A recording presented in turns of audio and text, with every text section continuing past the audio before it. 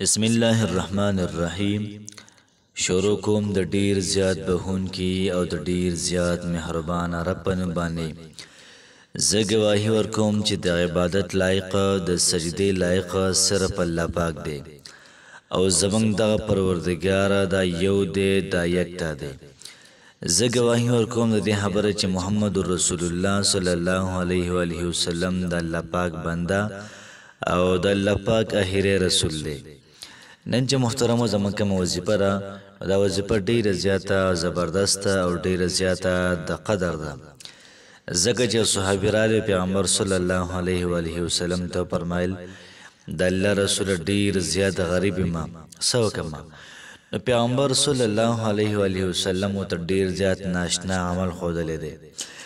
دا عمل چې محترمو څوک هم کوي په دنیا کې او په دې باندې څوک همیشه والی کوي، الله پاک له بهترین او پاک رزق ورکوي. نو که چېرته موږ دا غواړو یا زموږ ورونه خویندې داسې وي هغوی غریبانان دي، نو دا وظیفه د ثواب په نیت هغوی سره شیر کوي چې هغوی هم دا عمل وکړي، هغوی هم دا وظیفه وکړي، د هغوی رزق دا سیوا شي، پیسې ورسره سیوا شي، مالداره شي، نو تا ته به لازمن دعا کوي. او دا وظیفه زما نه ده، د دوانو جهانو سردار مبارک یو صحابي ته ښودلې ده چې وظیفه د پیغمبر صلی الله علیه و آله وسلم وي او اجازت محترمو د هغې عام وي، بالکل دا وظیفه به ګارنټۍ سره محترمو دا به اثر کوي. نو کوشش وکړو چې دا وظیفه به خپله مو وکړو. که تاسو د نوکرۍ دپاره دا وظیفه کوئ، که تاسو دکاندارۍ دپاره کوئ، دغه رنګې که تاسو د رزق د اضافې دپاره کوئ، او که تاسو په ژوند کې د برکت حاصلولو دپاره کوئ، بس دا یو وظیفه وکړئ. انشاءالله چې الله پاک به ستاسو ژوند دا مالامال کړي. الله پاک به تاسو په دنیا کې موزلی، الله پاک به تاسو په آخرت کې موزلی.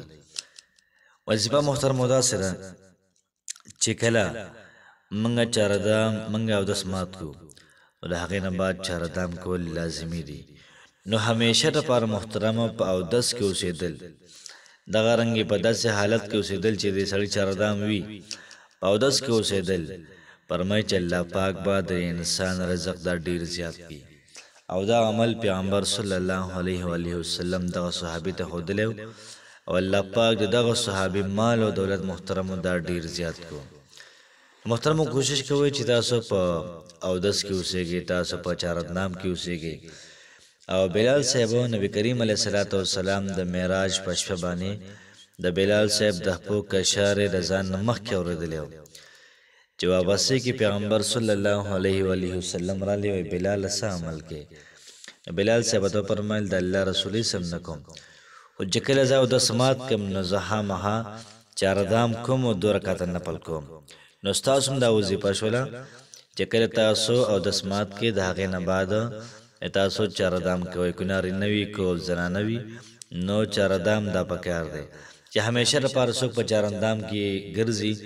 د هغې تقریبا 7 پیدې د هغه بیا څه موقع کې ووایو، خو اوس هم مختصر او شارټ یاد کړئ چې همیشه دپاره په اودس کې ګرځېدل او د هغې نه بعد یا رزاقو یا رزاقو یا رزاقو روزانه 100 پیرې ساره ماښام دا ویل دي. انشاءالله العزیز الله پاک به د دې په ذریعه باندې زموږ او ستاسو رزق او سیوا کړي. الله پاک مو خوشحاله آباد ساته. السلام علیکم ورحمة الله وبرکاته.